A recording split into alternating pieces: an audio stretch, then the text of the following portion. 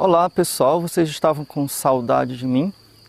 Então, hoje eu gostaria de fazer um vídeo falando um pouquinho sobre a salvação, sobre a vida eterna, como nós podemos ter certeza de ganhar o céu e quais são as possibilidades de não ir para o céu. Então, segundo a doutrina da Igreja, a resposta é muito simples. Se eu morro em pecado grave, sem arrependimento, pecado mortal sem arrependimento, eu serei condenado.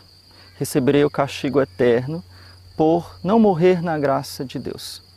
Se eu morro em estado de graça, tendo me confessado, não tendo pecado, eu vou para o céu, recebo o prêmio eterno e assim ganho a graça de Deus.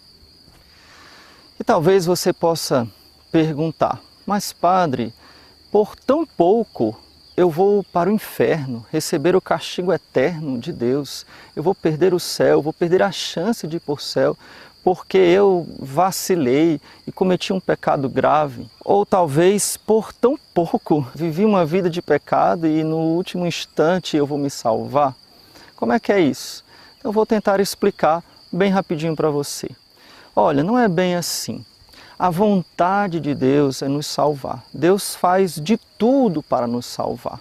A economia da salvação, ou seja, Deus aproveita-se de tudo. Durante a nossa vida inteira, tudo Deus coloca à nossa disposição para a nossa salvação. Em primeiro lugar, a fé que nós recebemos dos nossos pais, da igreja, o batismo, a Eucaristia, os sacramentos, que vão sendo a vida da graça em nós, né? Que ligam, digamos assim, a graça de Deus na nossa alma. Mas não só isso, existe a intercessão dos santos, existe aqueles atos de bondade que nós fazemos na nossa vida por amor a Deus, os atos de arrependimento. Então todo esse conjunto que nos leva à salvação, onde Deus vai tentando nos resgatar, tentando nos colocar nos bons caminhos, ou no bom caminho que é Ele mesmo, né?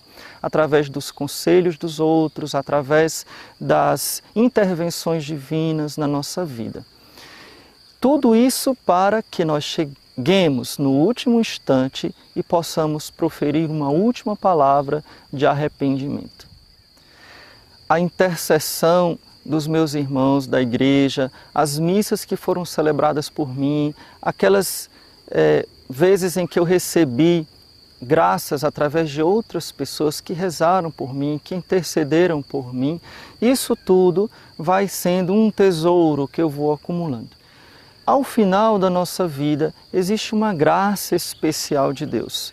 Existe a proteção do meu anjo da guarda, existe a intercessão da Virgem Maria, existe Deus que move o céu inteiro para que naquele instante eu não o negue, para que naquele instante, diante de todos aqueles tesouros que eu fui acumulando, naquele instante eu possa dar a resposta certa, eu possa perseverar na fé, eu possa chegar no último instante com a minha fé. E é muito interessante porque você mesmo, na sua vida, no seu dia a dia, muitas vezes pode ter pedido a Deus, e com certeza você fez esse pedido, para que na hora da morte você possa estar na graça de Deus. Você pode me dizer, não padre, eu nunca fiz esse pedido, eu nunca pedi para estar na graça de Deus na hora da morte, eu deveria ter pedido, mas eu nunca pedi. Bom, se você nunca pediu, comece a pedir agora. É a grande graça da perseverança final. Mas cada vez que você reza um Ave Maria, você diz, Santa Maria, Mãe de Deus, rogai por nós pecadores, agora e na hora da nossa morte. Ou seja, você está pedindo a Nossa Senhora, talvez um pouco inconsciente, que na hora da sua morte, ela interceda por você a Deus, para que você morra na graça de Deus.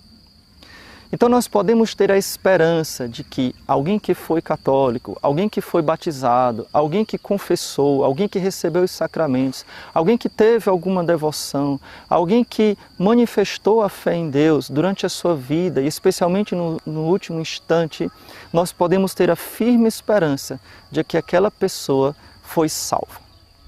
O contrário também é verdade, ou seja, Se alguém durante toda a sua vida rejeitou a graça de Deus, alguém que durante toda a sua vida teve atitudes más, alguém que durante toda a sua vida nunca aceitou o dom da fé, nunca se abriu à graça de Deus, dificilmente ao chegar no último momento, essa pessoa poderá restaurar, digamos assim, tudo aquilo que ela fez na vida.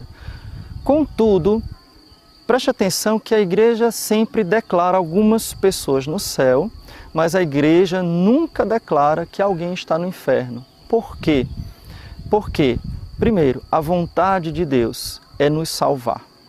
E como a vontade de Deus é nos salvar, existem caminhos misteriosos da graça de Deus que nós não podemos julgar daquilo que se passa no íntimo do coração do homem, que naquele momento da morte, naquele momento da vez, naquele instante do desespero, da agonia, a pessoa se lembre de Deus, se lembre do nome de Deus e possa ter manifestado um arrependimento. Esse arrependimento aconteceu com São Dimas. São Dimas é aquele ladrão que Jesus salvou na cruz. Provavelmente ele tenha passado uma vida inteira de bandidagem, de roubo, quem sabe até assassinato. Mas naquele momento ele foi tocado com a graça de Deus, no momento da sua agonia. Já o outro ladrão, que nós nem sabemos o nome, a tradição não nos deixou o nome, pelo menos eu desconheço, na última hora ele rejeitou a graça de Deus. Ele teve a mesma vida, os dois eram ladrões, estavam crucificados porque mereciam, Jesus era inocente, mas eles talvez merecessem, mas aquele foi mau até o fim. Aquele rejeitou a graça de Deus até o fim. Portanto, nós nunca podemos saber o que se passa no coração do homem e não podemos saber se naquele instante aquela pessoa aceitou de verdade a graça de Deus. Por isso, mesmo que a pessoa tenha tido uma vida má, cheia de crimes, uma vida com erros, pode ser que naquele instante ela tenha tido um encontro com Jesus crucificado como um bom ladrão e tenha dito sim à graça de Deus e esteja salvo. Padre, mais uma última pergunta. E a pessoa que teve uma vida de maldade vai para o céu, vai ficar impune tudo aquilo que ela fez, os pecados, as maldades que ela fez com outras pessoas, as mentiras que ela disse, prejudicou alguém, prejudicou pessoas. Será possível que uma pessoa que teve uma vida de maldades, no último instante, por uma graça extraordinária, por ter se aberto à graça de Deus, aquela pessoa não vai pagar por aquilo, não vai ter um castigo? Exatamente essa é a doutrina da Santa Igreja. Sim, haverá um castigo, haverá uma purificação, porque eu não posso entrar no céu sem estar completamente puro.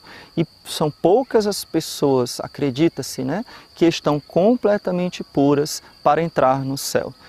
Poucas pessoas têm esta pureza de coração, mas não é porque não estão completamente puras que elas não vão entrar no céu. Então existe o purgatório. O purgatório é onde eu vou me purificar, ser purificado pelo fogo, para que sejam purificadas aquelas impurezas que podem me afastar de Deus, que me impedem de contemplar o puro, o santo, em toda a sua glória. Por isso é muito importante nós sempre rezarmos pelos mortos, nós sempre oferecermos sacrifícios, orações, santas missas, terços, as nossas próprias boas obras em favor dos mortos, porque nós temos que rezar pelas almas do purgatório. A oração pelos mortos é uma das grandes obras de caridade, uma das maiores caridades que nós podemos fazer. Os mortos nada podem fazer por eles mesmos.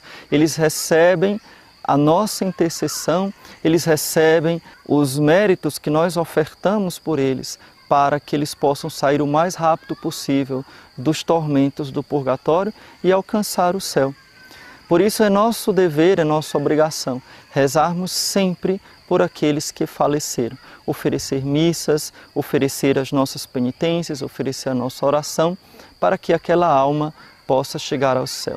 E lembre-se, nunca, jamais desesperar da salvação de alguém, porque nós sabemos que aquela pessoa teve uma história de uma vida em que muitas vezes Deus interviu para a sua salvação. E naquele momento supremo, Nossa Senhora, os anjos, os santos, o próprio Deus estão lá fazendo de tudo para a salvação daquela alma. Que Nosso Senhor te abençoe. Peço que você não esqueça de deixar o seu like, a sua curtida. Se você não é inscrito no nosso canal, se inscreva, ative as notificações, veja os outros vídeos de formação católica que nós temos. Deus te abençoe. Tem uma aranha teimando em ficar na frente da minha lente.